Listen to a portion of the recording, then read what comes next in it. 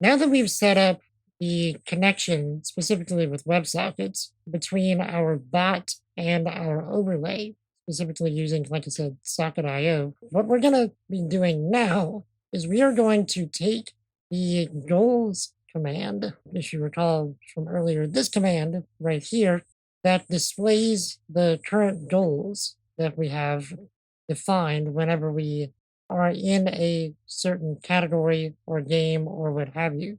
It's going to take these goals and then list them out. Usually what this does is it lists out the current goals just in the chat.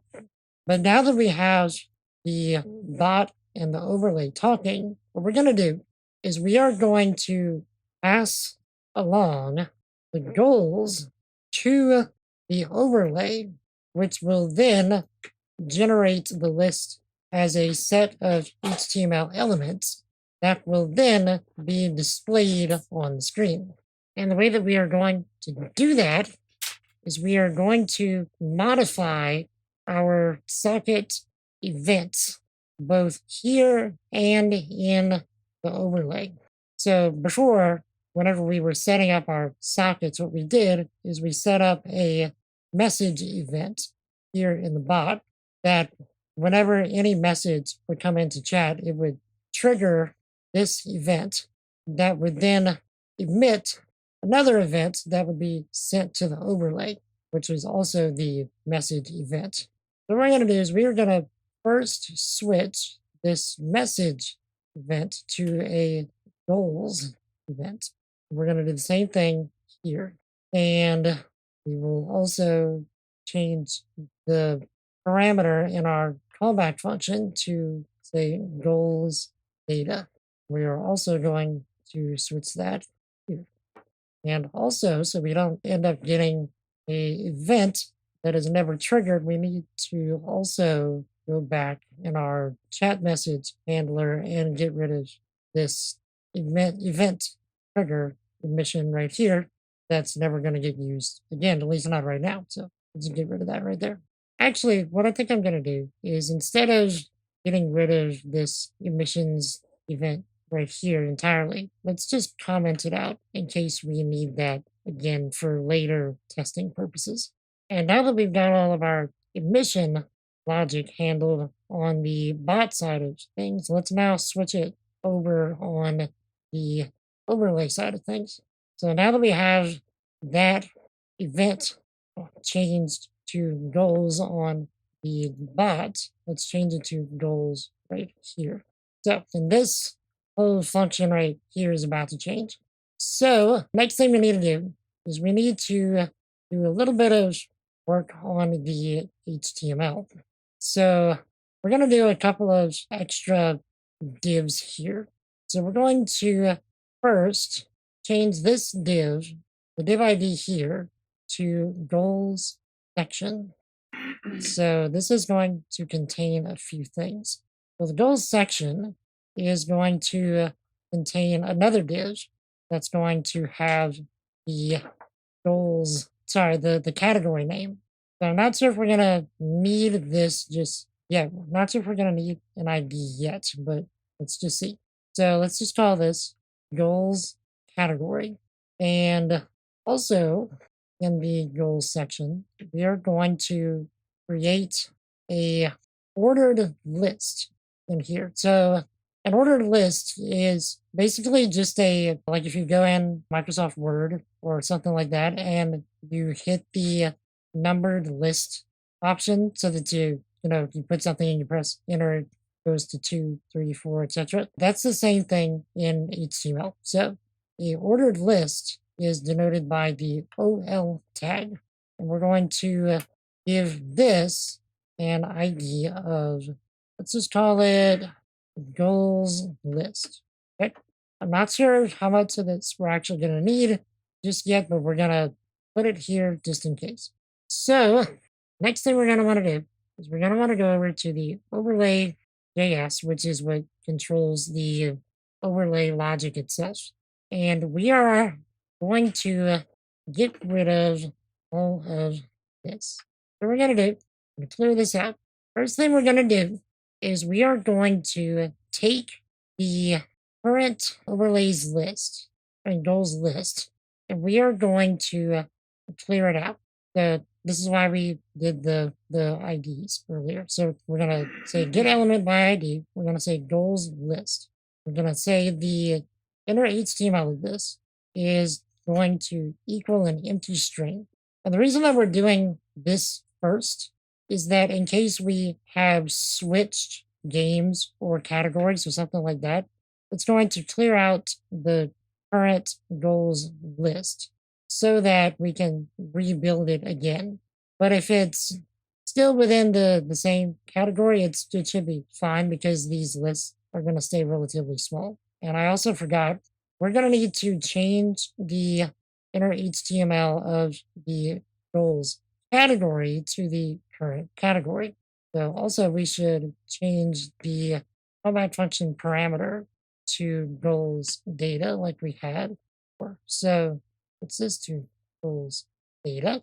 And what we're going to be passing in through the goals data is the goals data object, the JavaScript object that we set up here. So the current goals. So that's what we're going to be passing into the event listener down here. So whenever we say goals data, it's going to be that variable up top. So yeah, so we're going to be passing in current goals. So we're going to be passing in a JSON object that's going to have the name of the game or the category that we're in. And it's also going to have the goals, as you can see here. So we're going to have the categories here, and then the category name, and then the goals right there. So passing in a JSON object formatted just like this.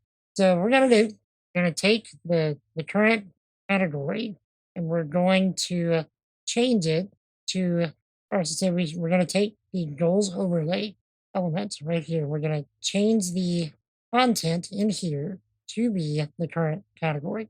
The way that we're going to do that is we're going to say get the element by ID. We're going to say goals category.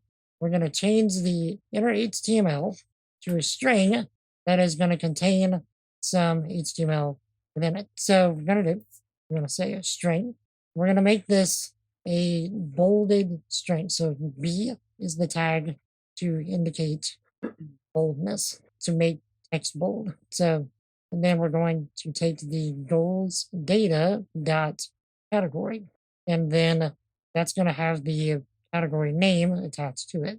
Then we're going to close the bold tag like that.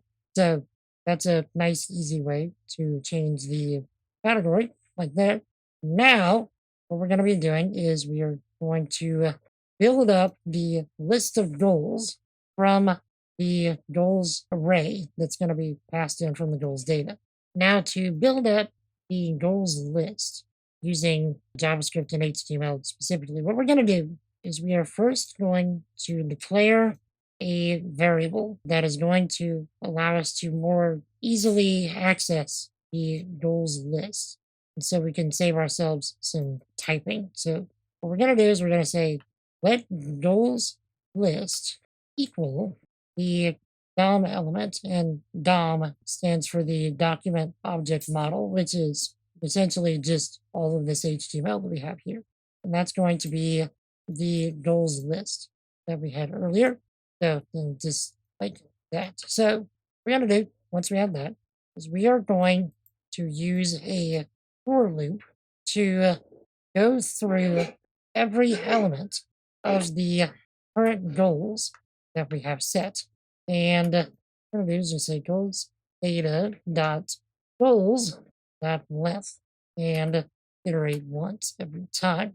Now for every goal that we have, what we're going to do is we are going to create a new list element, or list index, I believe is the shorthand for it. So what it is, we're going to create a new variable. I think we can be safe with a const here. I think we can also be safe with a const, a const here as well. So we're going to do, we are going to say new goal item, and we're going to call this this is going to be a new list element. So we're going to say create element, which is how you create new HTML elements in JavaScript, or at least in vanilla JavaScript. And the element type that we are creating is a li. So, and that's it. So then what we're going to do is we're going to say new goal item in our HTML, and we're going to take that and make it equal to the current goals, the current goal in the goals data array. So goals at I. And then what we're going to do is we are going to append this new goal item to the goals list. The way you do that is just kind of the way that it sounds.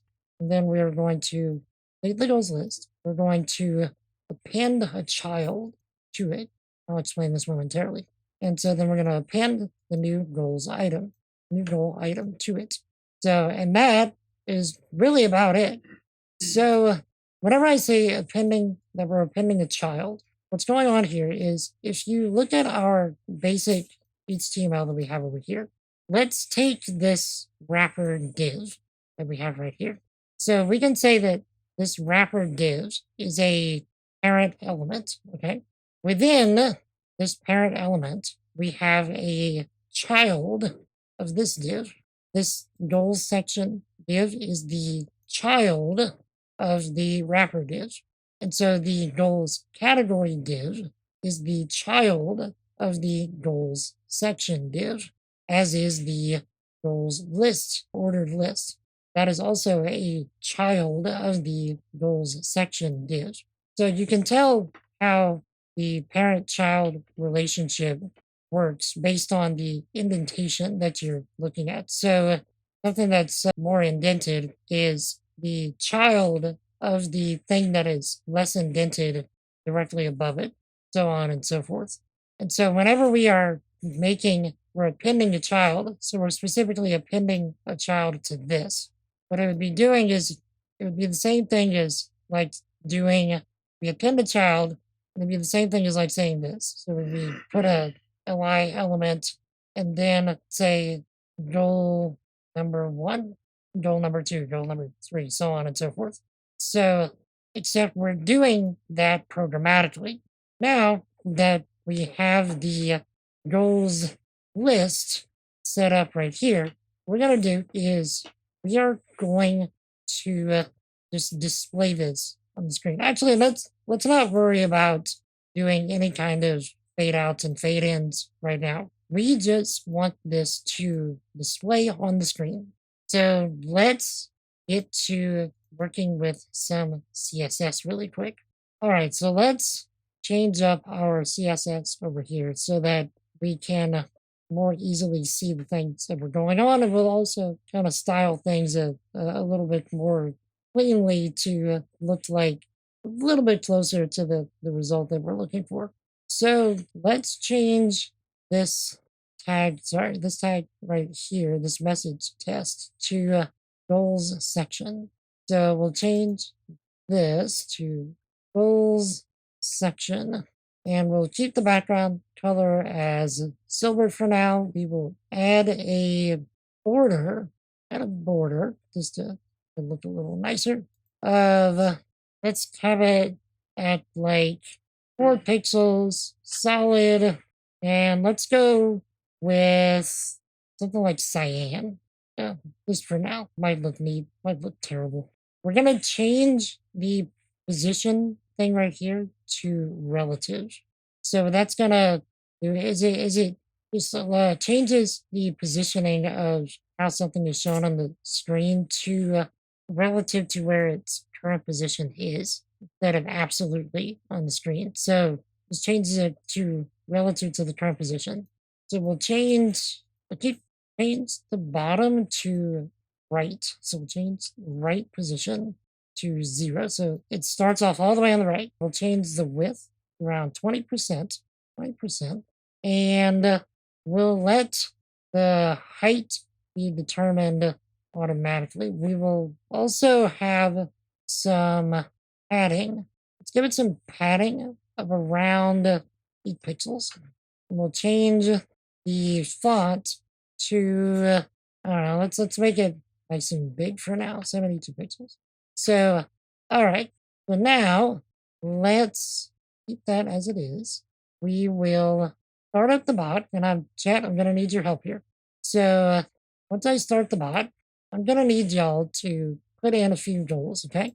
And then once we put in the goals, we are then going to see if we can make the overlay show us some things that we want to see. Okay, so looks like our positioning is not working as intended. I wanted this to be all the way on the right. It's showing all the way on the left, however. Let me try left, perhaps. Okay, close this and restart it. I should install NodeMon just to make this easier, but nope. Okay, let's change this back to absolute for now. Okay, change this back to absolute for now, just to see if that helps. Turn off the overlay, and turn off the bot, and then go back on. There we go. That's just there. All right, chat. I need your help. In the chat, type in add goal, one word, and then just put in a goal for me.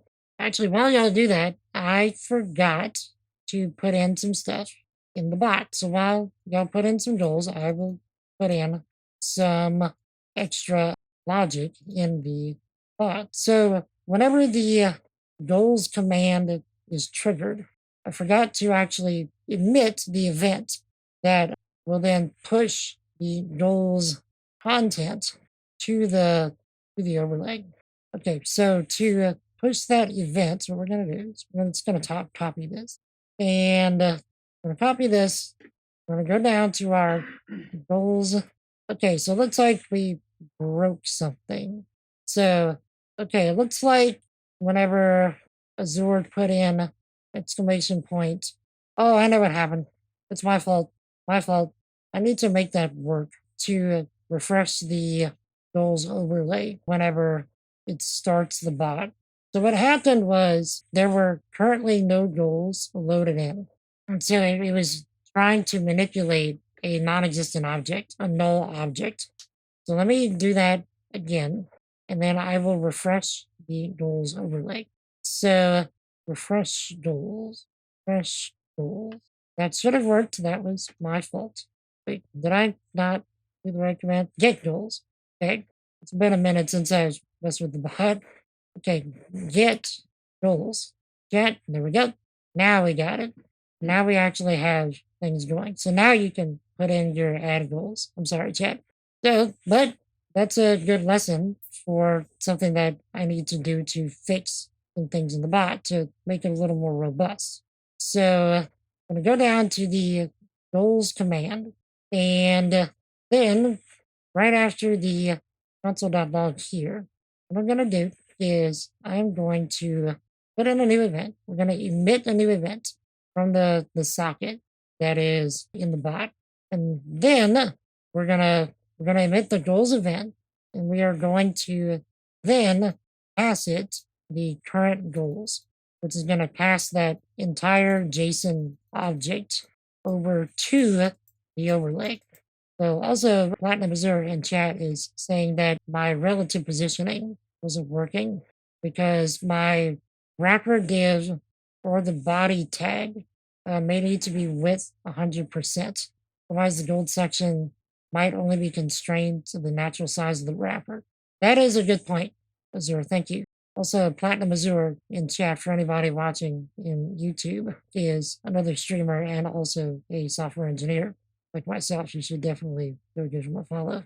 So let's go back to our CSS. We're going to, in order to fix this, we're going to go to our wrapper object right here. We're going to say width 100% to cover the entire width of the overlay. And then we're also going to change the position back to relative things. So now that we have that, it does seem like spacing doesn't matter. So that does work. Okay, so now that we have all that, let's close the bot one more time. Now that I've implemented all of this new logic for passing along the event emission. So we're emitting an event to the overlay, which is going to be caught by this and then generate the list on the screen. So let's start at the bottom again. I will refresh the goals to make sure that we have stuff loaded in.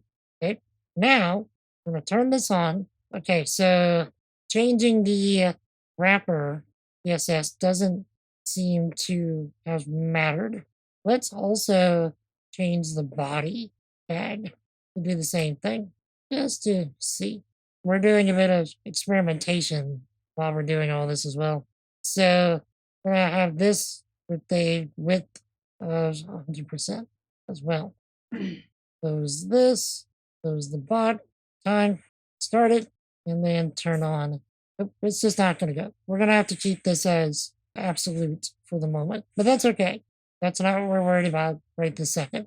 All right, chat. Let's try and build the goals list using the exclamation point goals command. So if any of you would type in exclamation point goals in the chat, let's see what happens. Nice. I was missing something. Yeah, this is absolute will work. But we did a thing. We managed to generate the list right here in the chat, or not in the chat, on the screen, dynamically. The font is huge, which we can fix that. Let's just put it down to something like, I don't know, 24 pixels instead. And we'll also change this to absolute. So there is our list right there of goals put out on the screen. That's cool. So now that we have that, let's try and fix some of our CSS difficulties with that, and we'll mess with the colors, etc.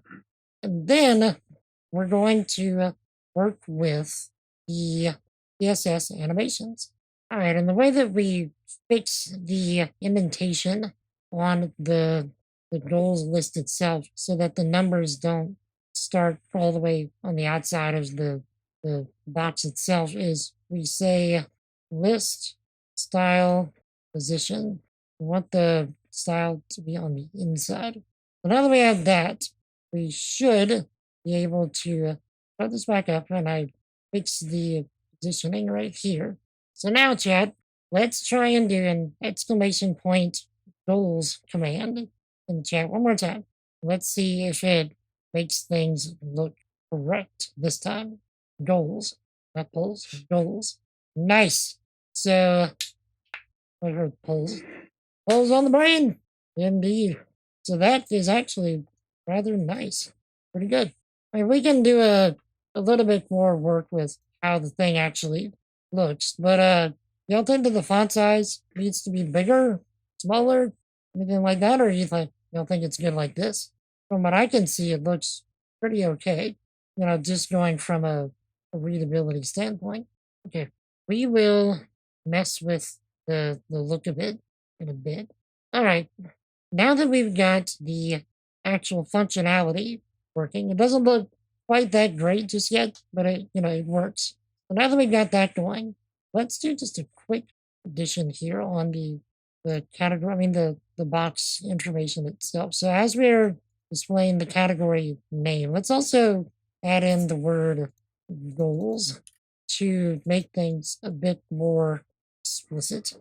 And then put in, okay, that should work right there. So now that we do it again, we'll just do it this time.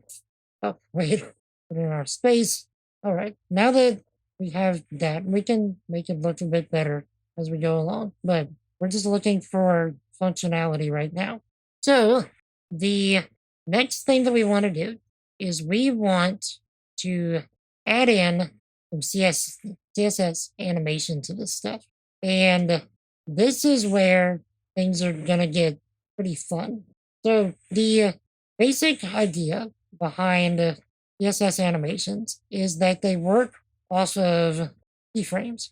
So if you've ever done video editing or worked in something like 3ds Max or Maya or Blender, you're probably somewhat familiar with the idea of keyframes. Let's say you're working with 3-second animation that runs at 30 frames a second. So if you want to, say, move something to the right for 1 second and then move it up for another second and then go to the left for the third second, what you would do is you would set a initial keyframe at position 0, then go to frame 30, which would be 1 second in, and then set a position of, actually, let's do this. Let's actually do this in Paint. Let's do this visually. So if you're familiar, like I said, with working with video editing or anything of the sort, what's your, or Maya or 3ds Max or anything like that, you would probably be used to seeing some kind of line like this. It would actually be a straight line. So let's say you have the thing working 30 frames a second. So 30 frames would be 1 second of animation. So this would be frame 0. This would be 30 frames. This would be 60 frames. And then this would be 90 frames. I know it's not perfectly, spaced out, but you get the idea.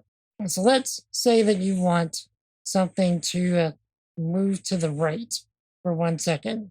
So what you would do is you would set an initial keyframe for your position of, let's say it's just a box. You would set an initial position for your box keyframe right here at position 0, at key 0. And then at frame 30, at frame 30, you would set another keyframe right there. And for those 30 frames, you're going to have something move to the right. So then you're going to go from frame 30 to frame 60 over here. So frame 60, and you want that to go up. So, and then from frame, then you're going to set another keyframe over at frame 90. And then at frame 90, you're going to have the thing go from frame 60 to frame 90 going to the left. So what you're doing is you're setting basic positions for every keyframe. So at frame 0, you have a initial position, and then you set your next position keyframe at frame 30. So by frame 30, you want the object to go from the initial position to the right to the next position, and you want it to take 30 frames. And so for another 30 frames, you want it to go up a certain amount. So you move your keyframe to keyframe 60, and then move your object up and set a keyframe. And then the same thing with going left. You set your keyframe and then move your object to the left. And then whenever you do all of the things that you set and you play the animation through, the animation is just going to move your object to the right, then up, then to the left. And it is very similar when working with CSS, except the difference is that you're not actually working directly with the keyframes. What you're working with is the percentages of how long it takes for an animation to run. So we don't get to determine in CSS, at least with the keyframes tag, how many frames a second that we're working with. You just tell the CSS, okay, we're going to be going for 4 seconds. And then for that 4 seconds, 10% into the animation, I want this to happen. And then 20% into the animation, I want this to happen. And you can go as granularly as you want. You can just go from 0% to 100% and just do a single thing, which is what we're going to do. And then just, go from there. So what we're going to do is we're going to create a new keyframes. We're going to create a new CSS animation. The way that you create a new animation is you use the @, type in keyframes, which is going to give us a new CSS object. And you need to name this whatever you want to name it. So let's just name it goals animation. Okay. So goals animation. And we're just going to have this be a very simple just swipe in from right to left. And so we're going to do, what I want to do is we're actually going to want to go and change the initial position of our goals section to where it's outside of the screen. So outside of the window. So we're going to change this to negative 20%. And so what this is going to do is it's going to keep the frame of this outside of view. So you can see that it's kind of outside of view right here. So let's change it to, let's say, 25%. So, and then we can turn off that and turn it back on. And you'll notice that even though the overlay is active, you're not seeing that box or the goals, displayed. So it's out of view right now. So we want it to stay right there. So what we want to do is we want to create some fixed positions at each part of the animation. So we're starting off at 0%, which is the beginning of the animation. And we're just using this stuff that we already have right here as the initial point. So we can use all this since it's already there. So we're just going to say right, and we're going to say the same thing that we said in our initial CSS declaration. We're going to say negative 25%. And then we're going to say at 100%. So by the time that the animation is done, we're going to say right, and we're just going to say 0. So just 0 pixels, 0%, whatever. Now the question is, how do we then make the animation actually work? Because if we just do this right now, it's not going to do anything. It's just going to show the goal section that's going to be outside of the screen. So what we have to do is in the goals section, we have to define the animation name, and which requires the animation name tag in the CSS, and we're just looking for the goals animation. So there's two things that are required whenever you're doing CSS animation. You need an animation name and you need an animation duration. If you don't have both of these, it just won't work. Your animation will do nothing. What we're going to want to do is we're going to have this go for 1 second. And so I want to say you can do this in milliseconds. You can do this in various times, but I'm going to use seconds.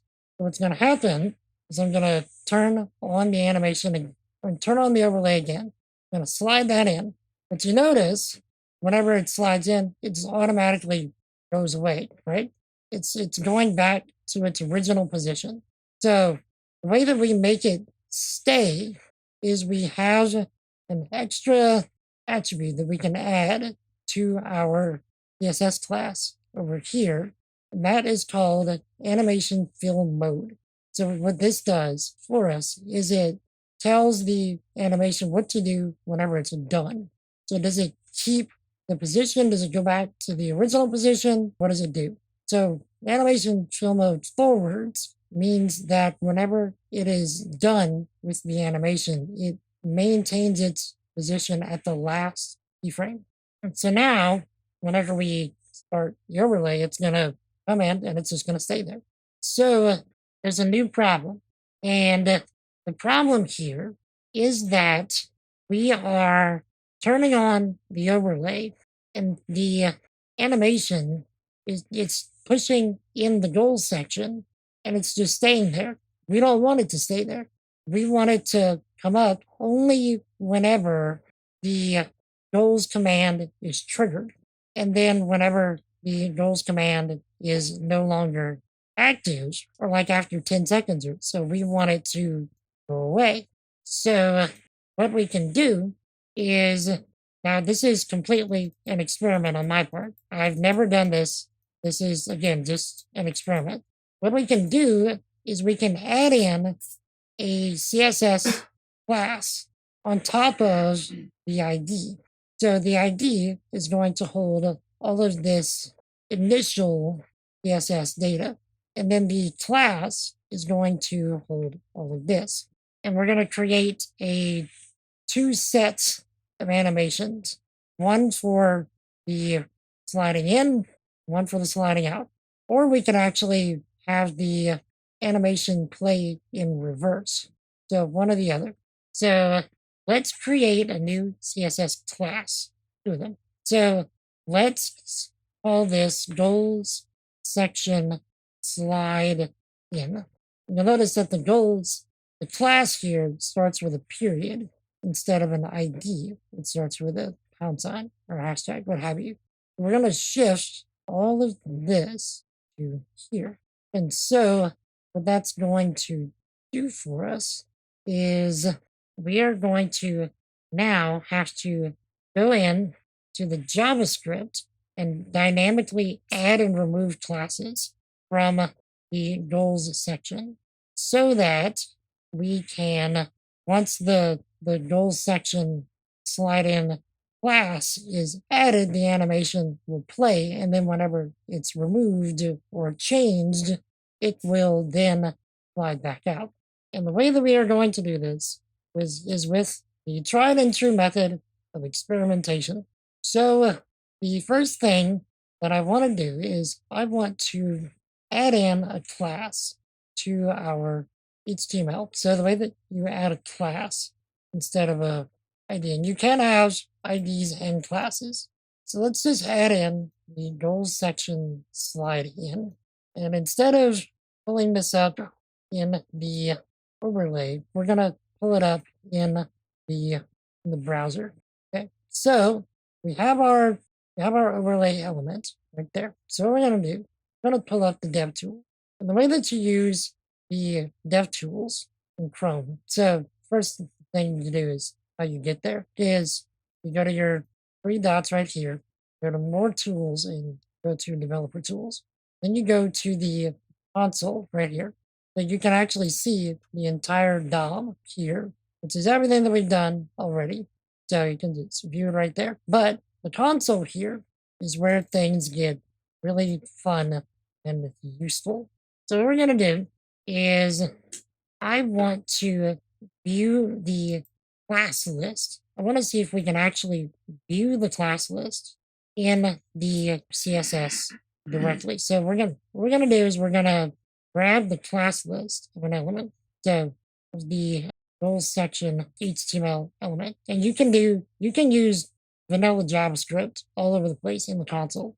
What we can do is we're gonna say document get elements by ID, and we are going to get the goals section, and I want the class list. Okay, did I type that correctly? Goals section, class list. Okay, yes. Oh wait, sorry, no, I did not. I want the class list needs to be class list, capital L. Okay, so what it gives us is okay, good. It gives us an array, is what it looks like. So let's see if we can manipulate the actual class right here dynamically. So what we're going to do is we're going to go back to our JavaScript and we're going to add in a new CSS animation. Okay. And we're going to change the name of this to animations in, and we're going to change this to in, and we're going to copy this, and we're going to have another one called animation out. So let's do this. We're going to call this one animation out, and we're going to swap values here. So we want this to start at 0, and then we want this to go to negative 25%. Then we want to copy this, and we want to paste it again and change this to out, and then we want to change this out. All right, now let's come back here. Let us refresh page, and then if it kept our stuff, it did. Okay, so it's going to get the class list. So the current class list is that. So what we're going to do is we're going to try and manipulate this directly. So we know that this is an array. We're going to say index 0 equals, and let's just use a string just in case, and say goals section slide I didn't turn on the, okay, so, yeah, sorry. Goals section slide out. So we're going to try and directly change the class of the goals section from goals section slide in to goals section slide out. Let's see if that works. Okay, and it didn't seem to do anything. Okay, let's see if, what did it do for us? Okay, we cannot change that. Let's see what happens if we remove. Let's see, or is it delete? I forget, hold on. It's remove, right?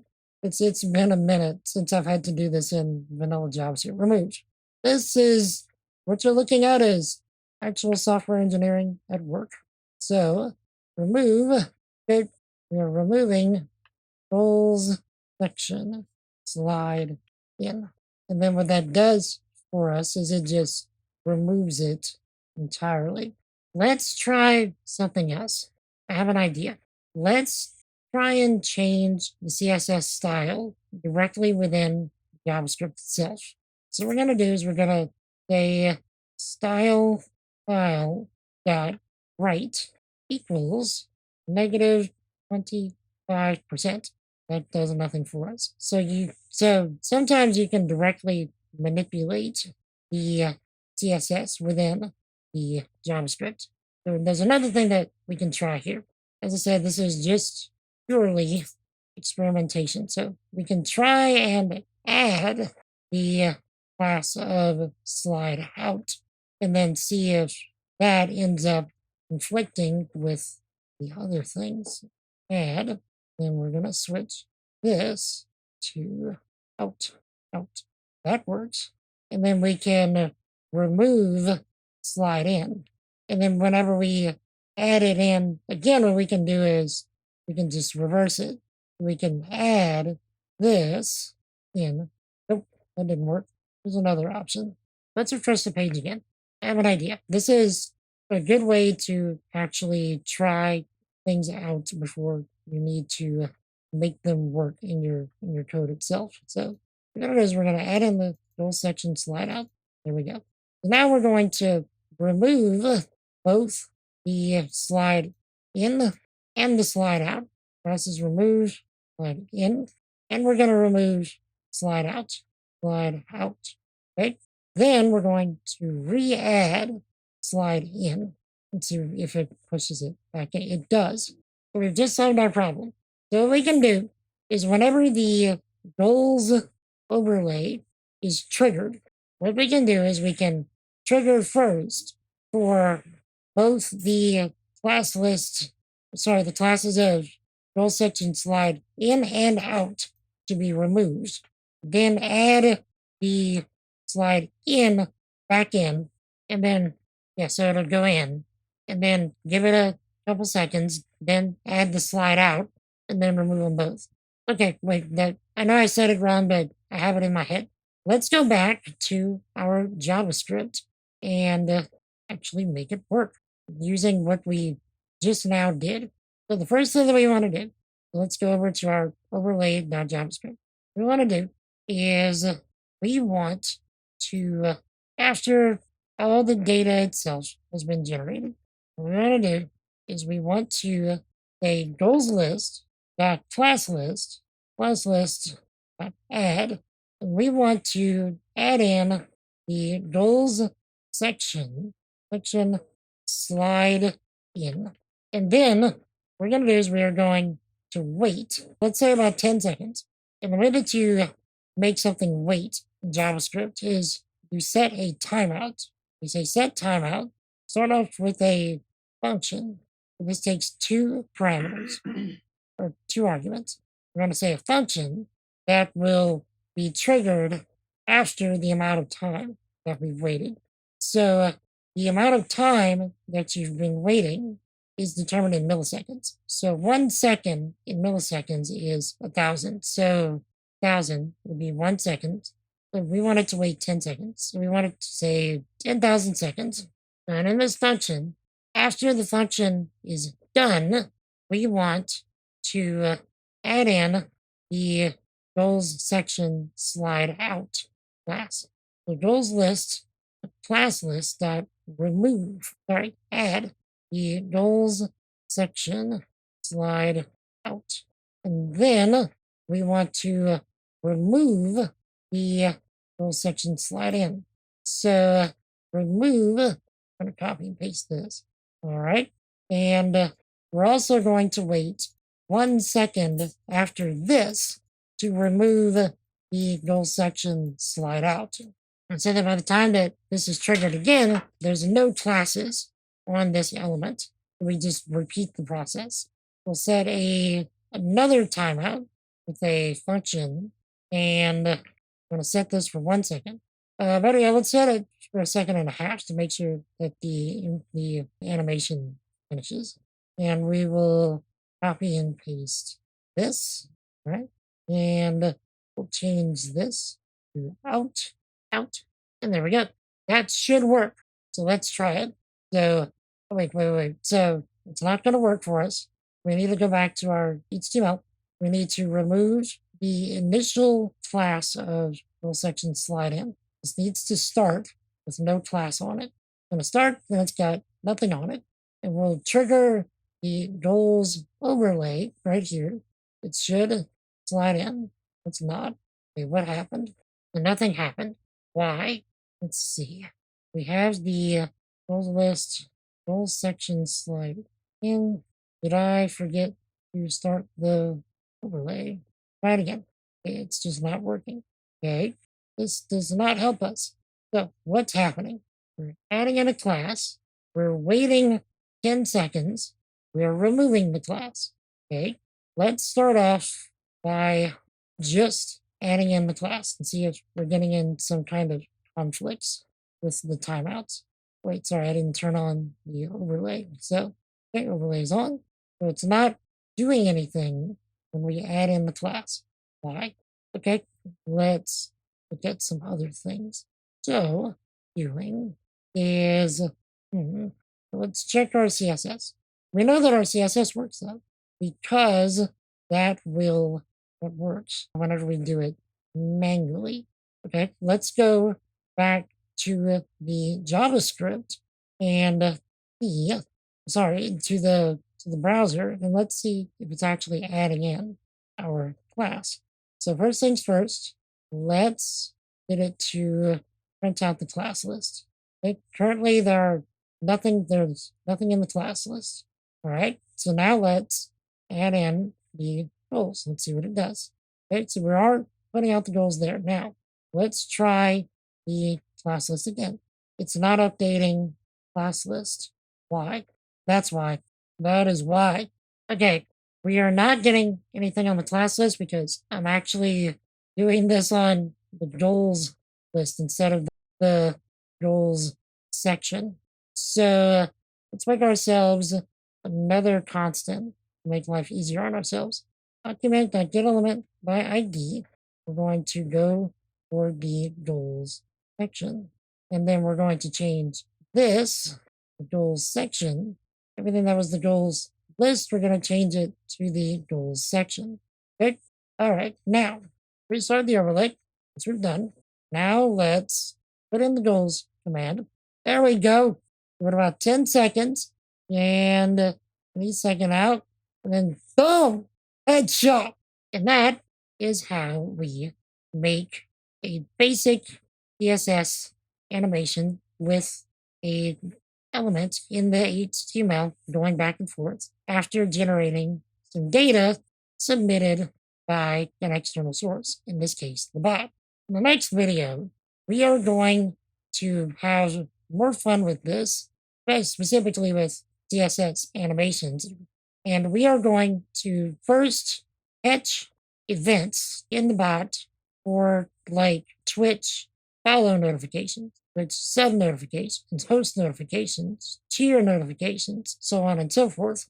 And then we are going to make custom alerts based off of that will show up in a very similar way on the overlay with some really neat CSS animations. So stay tuned for that.